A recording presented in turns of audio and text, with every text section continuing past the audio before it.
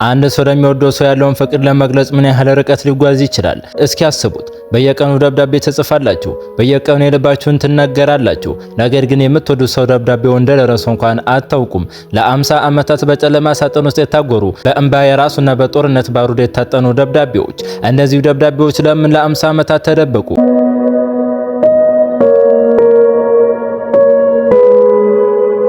ከጀርባቸው ያለው አስገራሚ መስዋዕትነትስ ምንድነው? ዛሬ የጆን እና የኤሚን ልብ የሚሰብር የፍቅር ታሪክ ይዘንላችሁ ቀርበናል። ቻናላችንን ሰብስክራይብ በማድረግ እስከ መጨረሻው ተከታተሉን።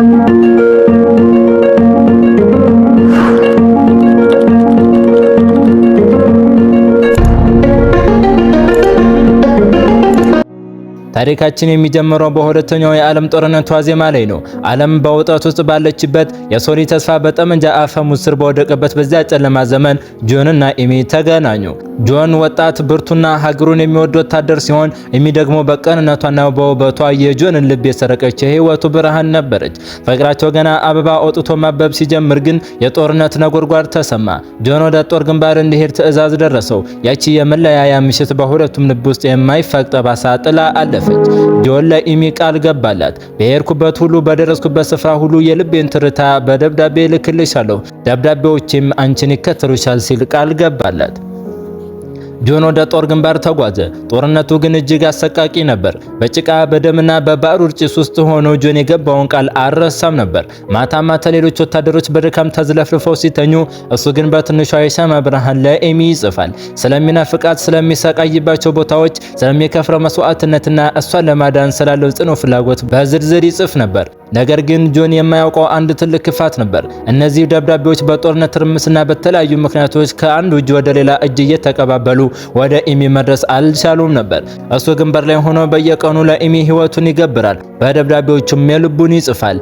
ኤሚ በበኩሏ ደብዳቤ ስላልደረሳት ጆን ረስቶኝ ይሆን ወይስ ሞቶ ይሆን በሚል ጭንቀት ሌሊቱን በሙሉ በእንባ ታሳልፋለች። ጆን በጠላት እጅ ተማረከ። ያ የነጻነት ብርሃን የራቀበት የሞት ጥላ ያጠላበት የጦር እስረኞች ካምፕ የጆን አዲሱ መኖሪያ ሆነ። እዚያ ግቢ ውስጥ ሰብአዊነት የለም። ያለው ረሃብ፣ ብርድና ማለቂያ የሌለው ግርፋት ብቻ ነው። ነገር ግን ጆንን ከሌሎች እስረኞች ለይቶ እንዲጸና ያደረገው አንድ ምስጢራዊ ኃይል ነበር። እሱም ለኤሚ ያለው ፍቅር ነው። ጆን በካምፕ ውስጥ እያለ የሚደርስበትን ስቃይ ለኤሚ በደብዳቤ መጻፉን አላቆመም። በሽንቁር ግድግዳዎች ውስጥ በሚያገኛቸው ትናንሽ ወረቀቶችና በተሰረቁ እርሳሶች በድቅድቅ ጨለማ ውስጥ ሆኖ የልቡን ይጽፋል።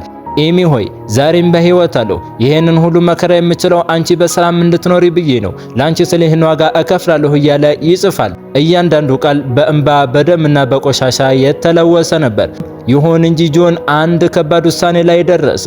በካምፕ ውስጥ የማየው ግፍና የሚፈጸምበት ስቃይ እጅግ ዘግናኝ ከመሆኑ የተነሳ እነዚህ ደብዳቤዎች በወቅቱ ላይ ኤሚ ቢደርሳትም እንኳ ልቧ እንደሚሰበርና በጭንቀት ህይወቷ ላይ እንደሚችል ተረዳ።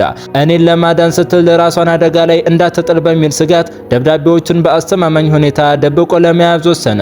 በዚያ የጦርነት ትርምስ ውስጥ ደብዳቤዎቹ የእሱ ማስታወሻዎች ብቻ ሳይሆኑ የእሱ ህያው ምስክሮችም ነበሩ። በሌላ በኩል ኤሚ በሀገሯ ሆና የጆን መጥፋት እረፍት ነስቷታል። በየቀኑ ወደ ፖስታ ቤት ትሄዳለች። ጆን የሚባል ወታደር ደብዳቤ ልኳልን ብላ ትጠይቅ ነበር። መልሷ ግን ሁልጊዜም የለም የሚል ነው። ወታደራዊ ቢሮዎች ጆን የደረሰበት አይታወቅም የሚል ደረቅ መረጃ ሰጥተዋታል። ኤሚ ተስፋ እየቆረጠች መጣች። ጆን ጥሎኝ ሄዷል ወይስ በእውነት ሞቷል የሚለው ጥያቄ በየቀኑ ይለበልባት ነበር። ጆን ግን በስቃይ ውስጥ ሆኖ ስለሷ ይዋጋል። ጠላቶቹ ሚስጥር እንዲያወጣ ሲገፋፉት፣ ሲገርፉትና ሲያሰቃዩት፣ እሱ ግን አፉን ዘግቶ የኤሚን ምስል በልቡ ይስላል። ያኔ ዝምታ የሷ ደህንነት ነው ብሎ ያምን ነበር። ጆን የሚከፍለው መስዋዕትነት ከጦርነት በላይ ነበር። እሱ ፍቅሩን ለመጠበቅ ሲል ስቃዩን ለመሸከም ወሰነ። ጦርነቱ ሊያበቃ ሲቃረብ ጆን ካለበት ካምፕ ተለቆ ወደ ሀገሩ የመመለስ እድል አገኘ። ነገር ግን ያቆያቸውን ደብዳቤዎች በአንድ የአሮጌ እንጨት ሳጥን ውስጥ አሽጎ በሚስጥር ደበቃቸው። ወደ ኤሚ ሲመለስ ግን የተለየ ሰው ሆኖ ነበር። አካሉ በስቃይ የዛለ፣ አይኖቹ ብዙ ዘግናኝ ነገሮችን ያዩ፣ ዝምታው ደግሞ ከባድ ነበር። ኤሚ ጆን ሲመለስ ስታየው በደስታ ብትፈነድቅም ጆን ግን ስለ ጦርነቱ ቆይተው ሆነ ስለ ደበቃቸው ደብዳቤዎች አንዲትም ቃል አልተነፈሰም። ኤሚ ለምን አጻፍክልኝም ስትለው እሱ ግን ዝም ብሎ አይኖቿን እያየ ፈገግ ይላል። ያ ዝምታ ግን ለ50 ዓመታት የሚቆይ ትልቅ ሚስጥር ጅማሮ ነበር። ጦርነቱ አበቃ። ዓለም ወደ ሰላማዊ ህይወቷ ስትመለስ ጆንና ኢሚም የትዳር ህይወታቸውን ጀመሩ። ለውጭ ሰው ጆንና ኢሚ ፍጹም ደስተኛ ጥንዶች ሆነው ይታዩ ነበር።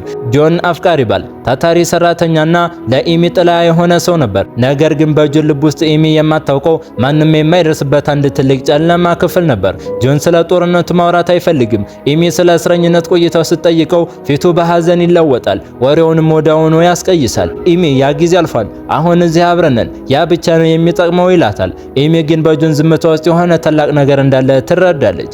ሌሊት ጆን በቅጀት ሲጮህ በላብ ተጠምቆ ሲነቃና ለሰዓታት በመስኮት በኩል ወደ ውጭ ሲያይ ኢሚ አጠገቡ ሆና እጁን ትይዘዋለች። ያንን ቢሆን ጆን ሚስጥሩን አውጥቶ አልተናገረም።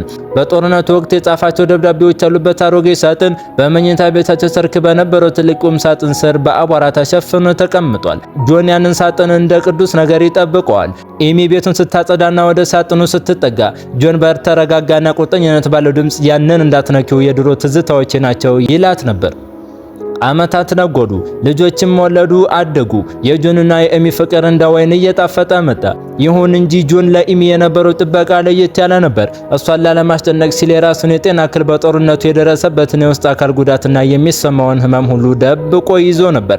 ላንቺ ስለ ይሄንን ዋጋ ከፈልኩ የሚለው በደብዳቤዎቹ ላይ የሰፈረው አረፍተ ነገር በዕለት ተዕለት ህይወቱ መመሪያ ሆኖ ነበር። ጆን የደብዳቤዎቹን ሚስጥር ለ50 ዓመታት የደበቀው ስለጠላቸው ወይም ስለረሳቸው አልነበረም። ይልቁንም እነዛ ደብዳቤዎች የደረሰበትን ስቃይ ሁሉ በዝርዝር የሚገልጹ በመሆናቸው ኢሚ እነሱን አንብባ ለኔ ስትል እንዴት ተሰቃይታ ነበር ብላ እንድታዝንበት አልፈለገምና ነው።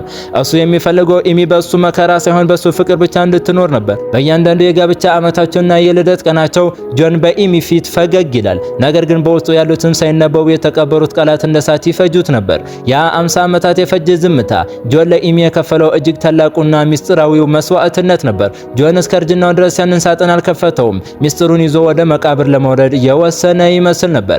ጊዜ የራሱ የሆነ የማይታጠፍ ሕግ አለው። የሰውን ጉልበት ያደክማል፣ ጸጉርንም ያነጻል፣ ብርቱ የነበሩትንም ያዝላል። ጆን አሁን አርጅቷል። ያ በጦርነቱ ግንባር እንደ አንበሳ ይገሰግስ የነበረው ወታደር ዛሬ በቤቱ ወንበር ላይ ተቀምጦ ትዝታዎቹን የሚያሰላስል ሽማግሌ ሆኗል። ነገር ግን ያ በልቡ ውስጥ የቆለፈው ሚስጥርና ቁም ሳጥኑ ውስጥ ያሉት ደብዳቤዎች አሁንም እንደታሸጉ ናቸው።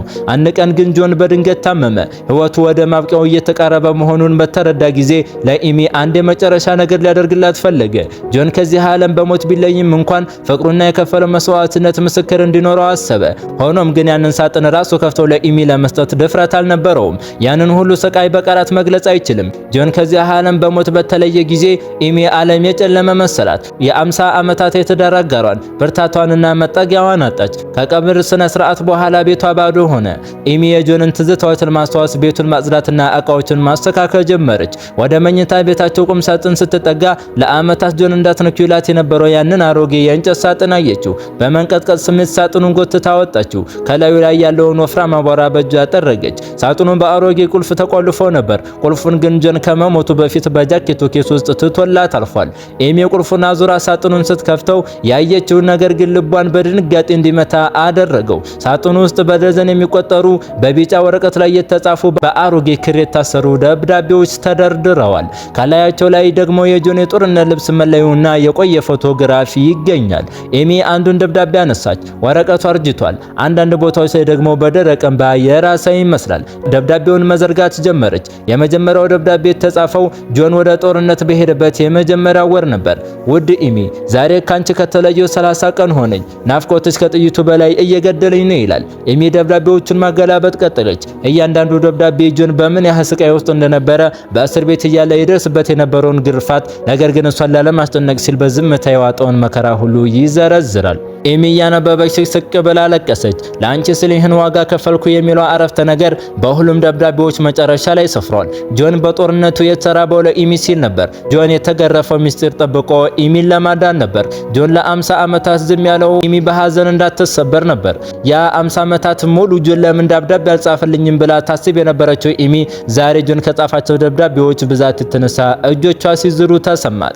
ጆን አልረሳትም ነበር። ይልቁንም በእያንዳንዱ ሰከንድ እሷን ለመጠበቅ ሲል ህይወቱን ሲገብር ኖሯል። ኤሚ በዛች ሌሊት አልተኛችም። በመኝታ ቤታቸው ወለል ላይ ተቀምጣ በሻማ ብርሃን እያንዳንዱን ደብዳቤ አንድ በአንድ አነበበች። ደብዳቤዎቹን ስታነብ ጆን ከጎኗ ሆኖ በጀርባዋ የሚያንሾካሹክ መሰላት። ያለ 50 ዓመታት ዝምተኛና ቁጥብ የነበረው ባለቤቷ በእነዚህ ወረቀቶች ላይ ግን እሳተ ገሞራ ሆኖ ፈንድቷል።